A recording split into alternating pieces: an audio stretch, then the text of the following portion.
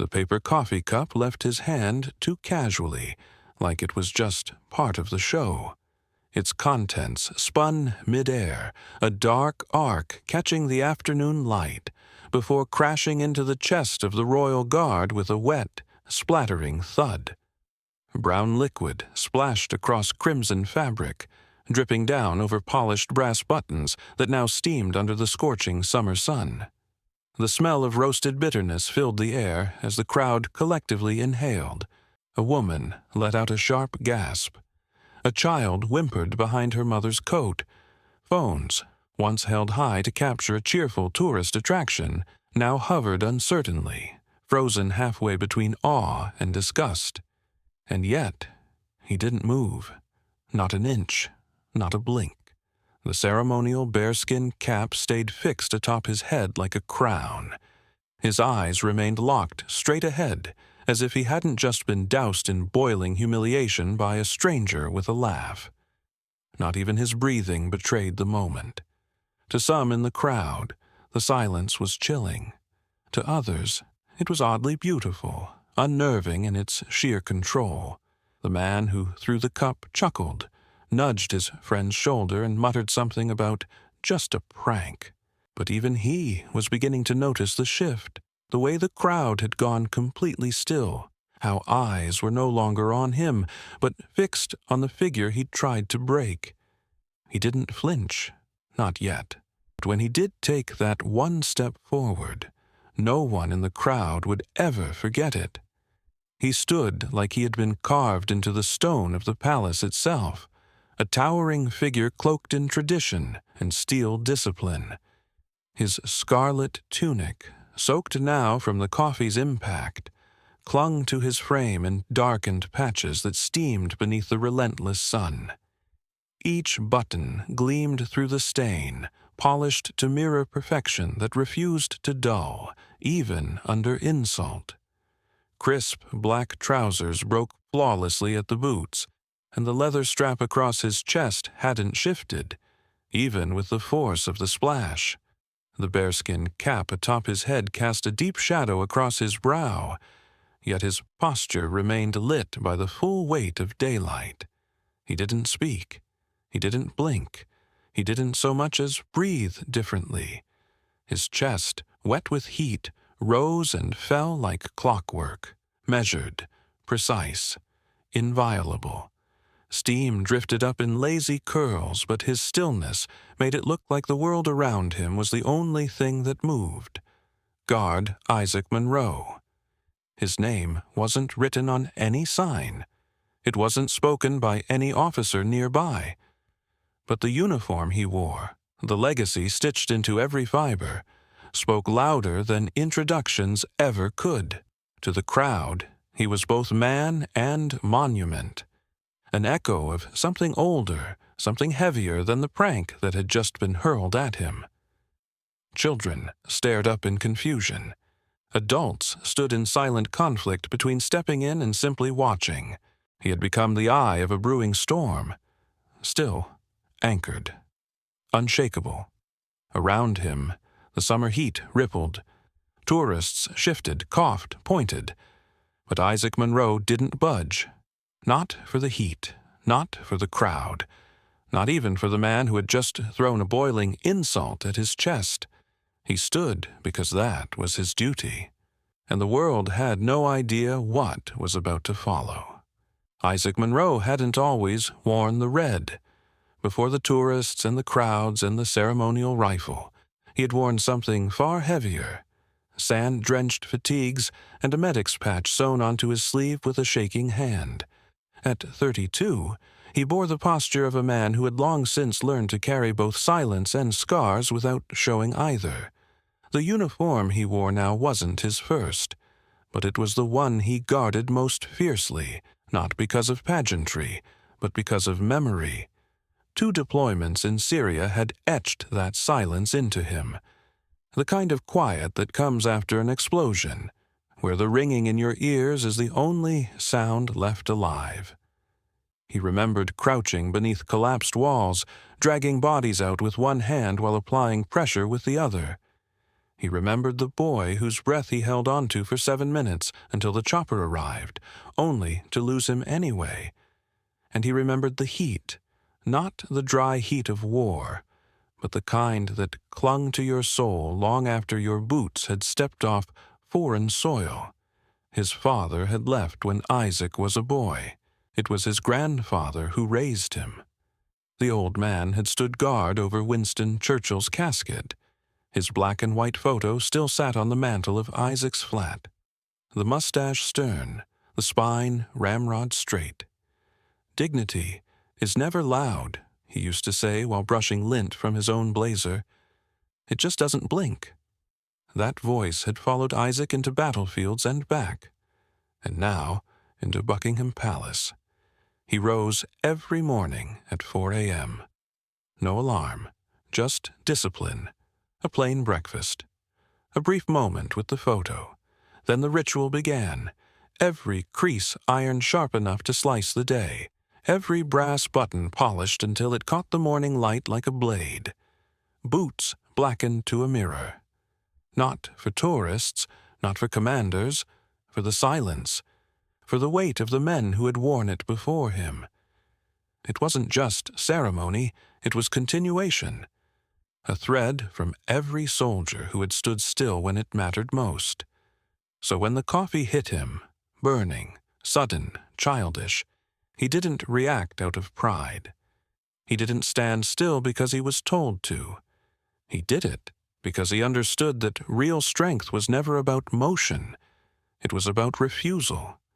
A refusal to be shaken by something that didn't deserve a response. The scar under his collarbone still ached when the weather changed. He hadn't told anyone that. He didn't have to. Just like he didn't have to raise his voice to be heard. The men who had fought beside him, some buried, some broken, they had all taught him the same thing. The moment you flinch for something foolish, you forget what you were trained to endure. Isaac had never forgotten. That's why he stood there, soaked and silent, while the crowd began to shift around him. And that's why the one who'd thrown the coffee, the one who thought this was all just a joke, was about to learn what silence could become when it chose to speak. Not far from where Isaac stood soaked in silence, another figure moved with the swagger of someone who had never once been forced to stand still. Luca Delaney, 24, American, and loud in every sense of the word, swaggered across the cobblestone like he owned the continent. His camera crew, 3 friends, barely out of college, trailed behind, phones mounted, audio running, all of them chasing one thing: views. Luca was one of those faces you didn't forget, not because of charm or wit, but because everything about him demanded to be seen. Platinum blonde hair that looked freshly bleached, a pair of oversized Gucci sunglasses that hadn't been removed once since he stepped off the Eurostar, and a vape pen that dangled from his lips like a prop. His Instagram bio read, "Spreading chaos, one prank at a time." Europe, for him, was a backdrop. France had been croissants slapped out of waiters' hands. Italy was a shouting match with a gondolier. Now it was London's turn. And Buckingham Palace, too tempting to pass up. "This is going to be gold," he said, lowering his shades and eyeing the guards from across the street. "These guys don't move, right? Like, ever?" His friends laughed. One of them, camera already rolling, said, "You really going to do it?" Luca winked. "Of course. It's just for laughs." He turned to the nearest vendor and tapped the counter twice. "1 double espresso, piping hot. Extra drama, please." The man behind the cart, a local with tired eyes and a deep frown, glanced toward the palace. He hesitated before handing over the cup, as if some small part of him could already sense where this was headed. But business was business. The espresso was handed over. A bill was folded into the till. Luca held the cup like a trophy, steam rising between his fingers. He didn't care about the history behind the uniform. He didn't know about the scars beneath it. All he saw was a silent man standing still, an easy target, a perfect reaction shot waiting to happen. A viral video in the making. "Let's see if he can stand this," he smirked. Behind him, the cameras were ready. Lenses zoomed, microphones adjusted. The world was about to watch what Luca thought would be another prank. What he didn't know was that he wasn't stepping into a video. He was stepping into a lesson. The crowd didn't notice Luca at first. He blended in like any other tourist, camera in hand, loud voice, designer clothes that caught the sun.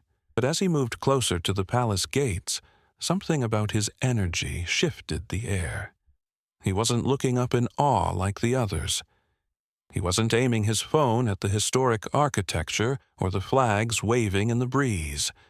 His lens was locked onto one target, the royal guard standing still at his post. Luca turned his phone around, filming himself with a grin that didn't reach his eyes. "All right, guys, we're here at Buckingham Palace. Time to see what happens when you poke the unpokeable." He spun around mid-sentence, his words bouncing off the iron gates and into the air like confetti. A few people nearby glanced up, unsure whether to laugh or look away.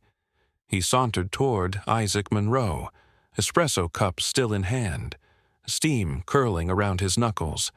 His voice was louder now, deliberately so. "They say these guys don't move, not even if you mess with them. Let's test the theory, shall we?" Monroe didn't flinch. Not when Luca waved, not when he posed for a mock selfie, lips puckered into a duck face beside the guard's motionless frame. Not even when Luca leaned in, just inches from his stoic jawline, whispering, "Hey, buddy," earth to statue. Nearby, a street vendor slowly pushed his cart back into the shade. He didn't say anything, but his narrowed eyes told the story. He'd seen the type before. Loud, entitled, dangerous when bored. Across the courtyard, a British mother gently tugged her daughter closer, one hand shielding the girl's wide eyes. "Come, love," she whispered, "let's step back." But the crowd wasn't stepping back. They were closing in, half out of curiosity, half out of instinct. Phones lifted, angles adjusted. Some watched with nervous anticipation, others with suppressed dread. The mood had changed. A place of ceremony was turning into a stage. Luca's friends stood at 3 different spots, filming from every angle.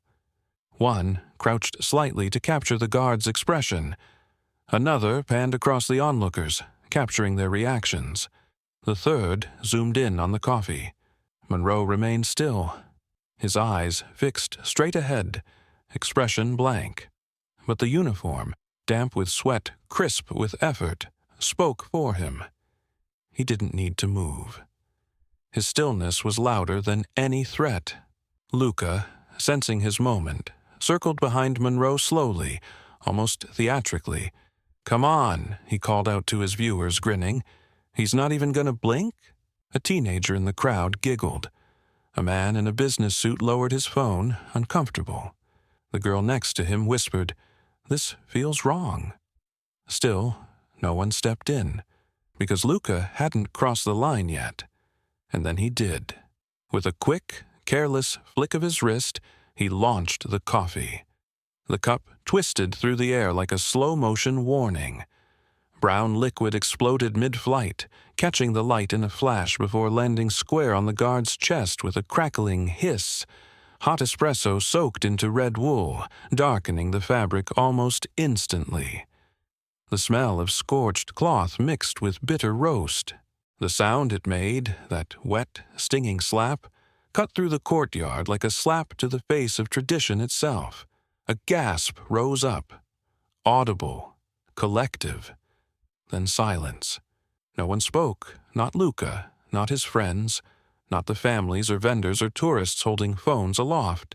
Even the pigeons seemed to still in midair. The guard's face remained unreadable. His body didn't move. But something had changed. The crowd felt it before they could name it. A shift, a pressure, a pause in the world that made even the light feel heavier. Mothers turned to their children. A toddler dropped his toy.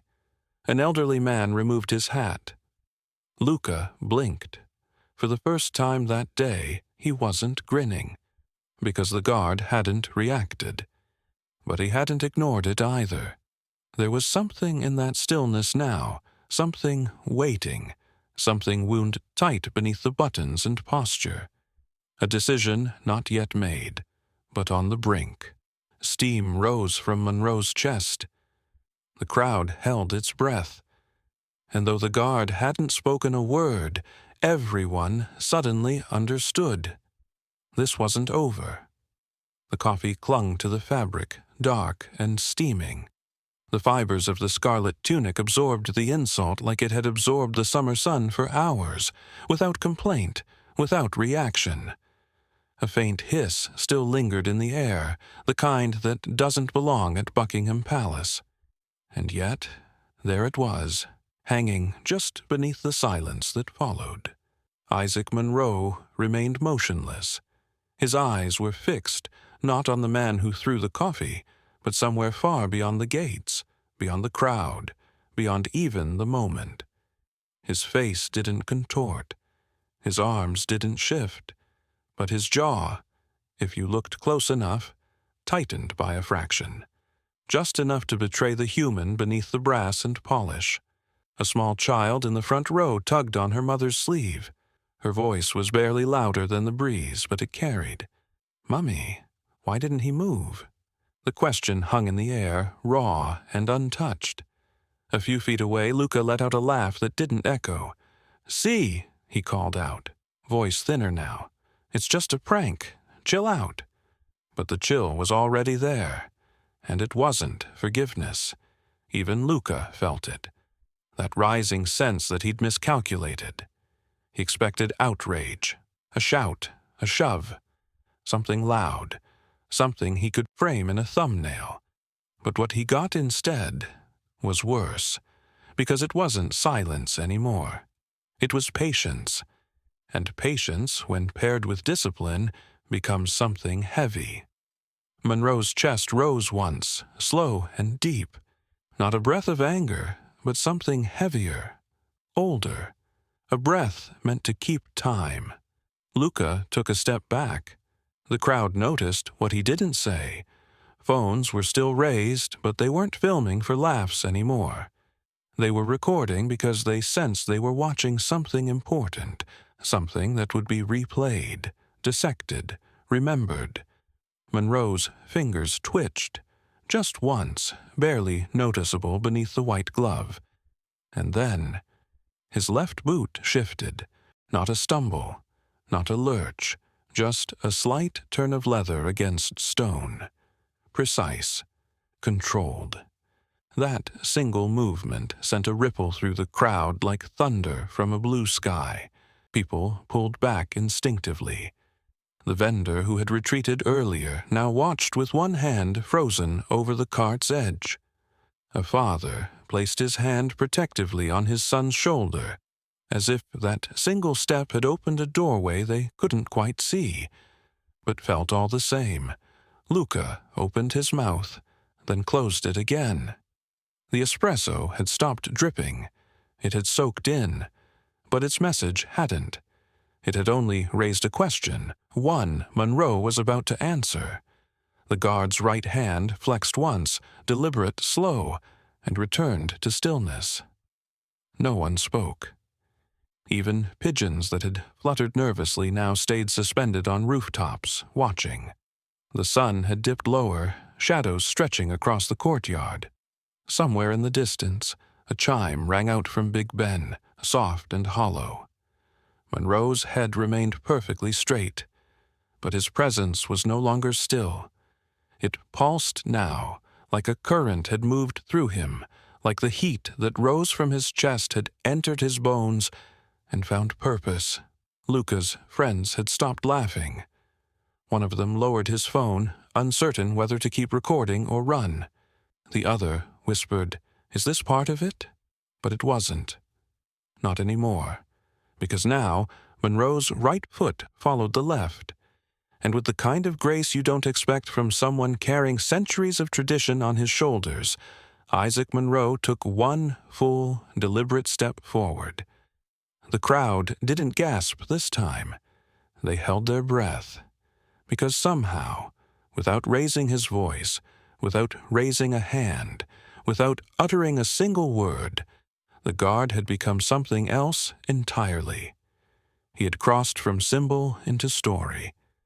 And the boy who threw coffee, he had just become the reason.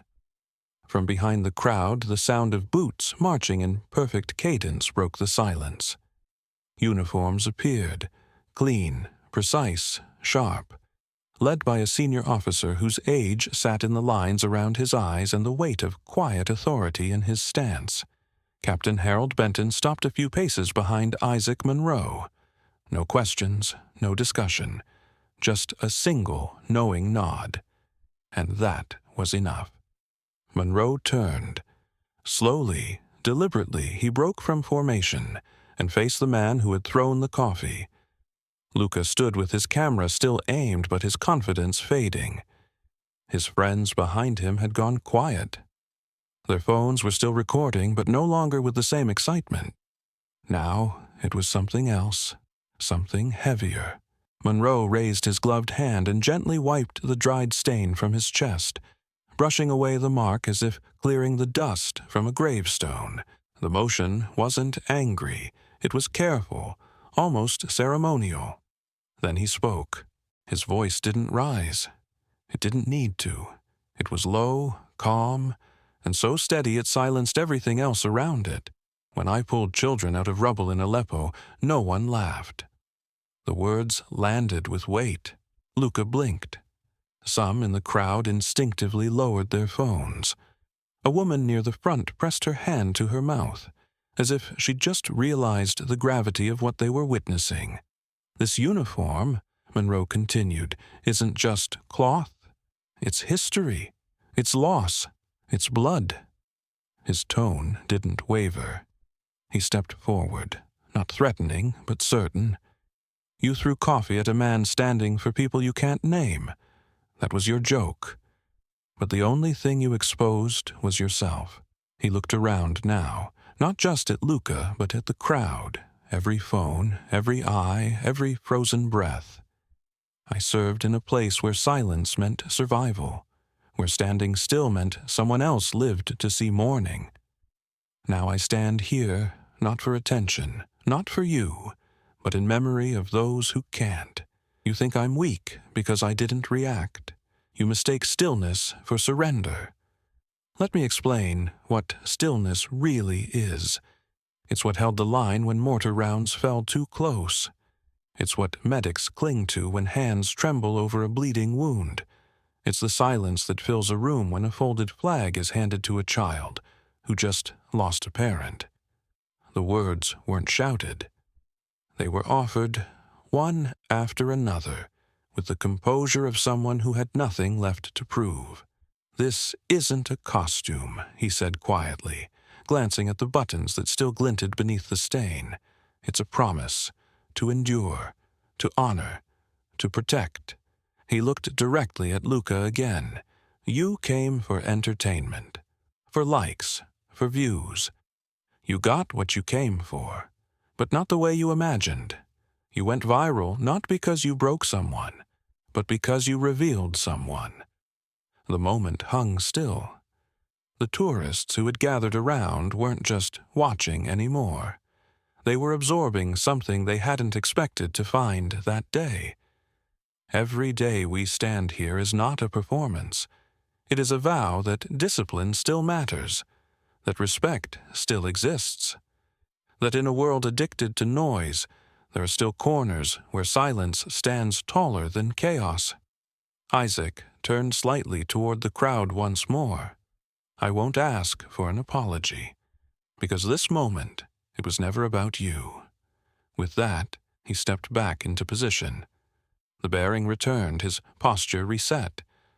But something about the air had changed. dignity doesn't react," he said quietly, before falling silent again. "It reveals." No one spoke. Luca didn't move, and for the first time in his digital life, he had nothing to say. The silence didn't break immediately. It lingered, thick and charged, as if the courtyard itself was holding its breath. Then, from the far edge of the crowd, palace security stepped forward. 3 officers in dark uniforms, moving with measured urgency. They didn't rush. They didn't shout. But their presence alone shifted the atmosphere from awe to consequence. Luca, sensing the change, opened his mouth to salvage what he could. All right," he said with a forced chuckle, lifting both hands. "It was just a joke, man, just content." But the words had no weight now. No one laughed. Not even his friends. One of them quietly stepped away, camera dropping to his side.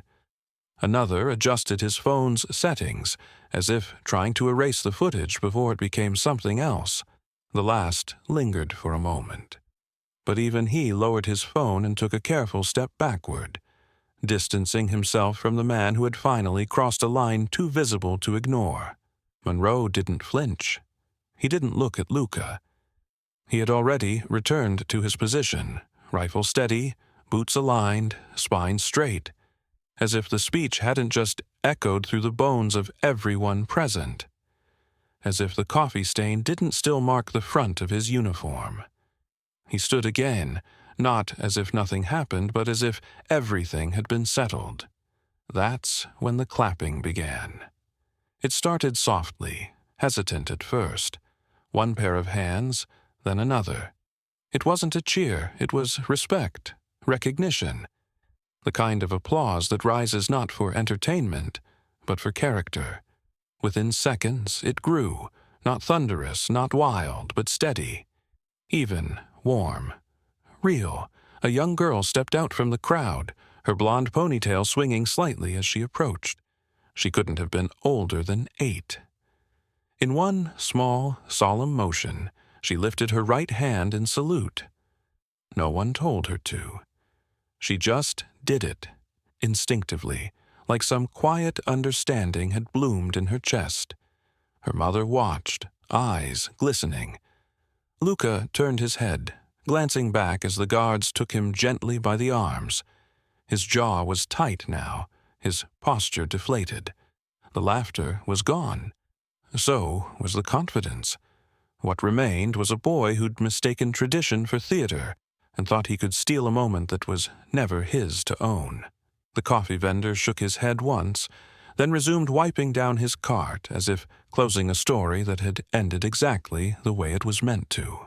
As Luca was guided past the gates, he looked back one final time.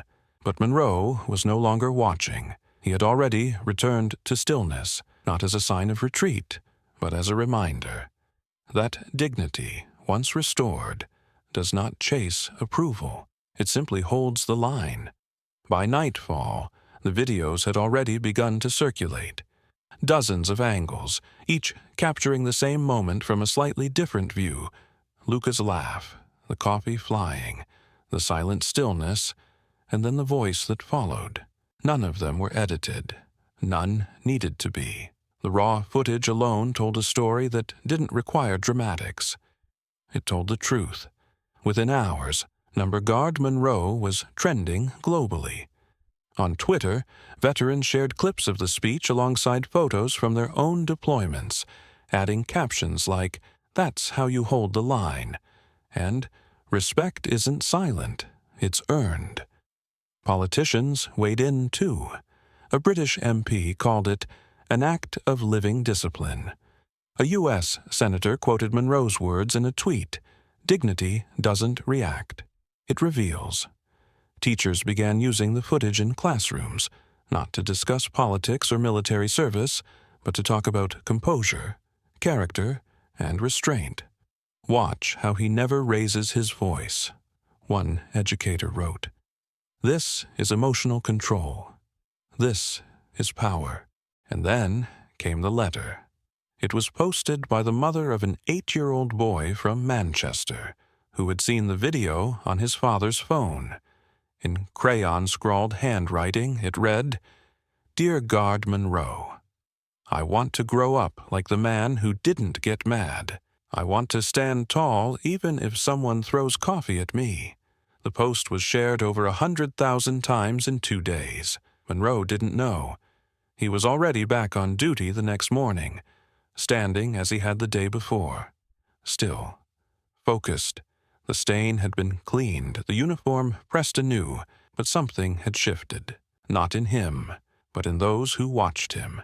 Tourists approached with quiet respect now. They didn't try to make the guards laugh. They didn't test the silence. Children stood beside their parents, whispering questions about what it meant to wear a uniform like that, and for the first time, their parents had answers.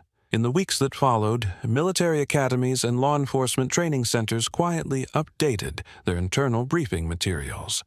Some added Monroe's response as a case study under a new heading, Restraint Under Provocation. Others played the video during leadership courses, using it to show that strength didn't always mean action. Sometimes it meant holding your ground while the world watched and choosing not to let it define you. It wasn't just a viral moment. It became a mirror, not for Monroe, but for everyone who saw themselves in the man who stood silent and still chose to speak when it mattered. The stain on Monroe's uniform had long since dried. It was scrubbed away before dawn the next morning, leaving behind no trace of what had happened, at least not on the fabric. But some marks don't live in cloth. They live in memory. The laughter faded. The footage scattered into timelines and articles. Yet the lesson stayed, woven now into the silence of that courtyard, into the eyes of every visitor who stood a little straighter when they approached the gate. He never asked for recognition. He never responded with fury, but what he gave that day, a single, measured step forward and a voice filled with dignity, became more powerful than any outrage could have been. It wasn't about punishment. It wasn't about winning. It was about proving that true strength never raises its fist first. It waits. It listens. And when it speaks, the world leans in. Long after Luca Delaney was escorted away, after the applause died down and the courtyard returned to its usual rhythm, one truth remained. Sometimes the strongest response isn't loud. It's one step forward. And now the question turns to you. Would you have stood still under insult? Would you have met disrespect with silence or strength? If this story moved something in you, like it did in thousands across the world, hold on to that. Like this, if you believe discipline still has a place in this world. Share it if you've ever found power in silence. And remember, not all moments require reaction, but the right ones always deserve reflection.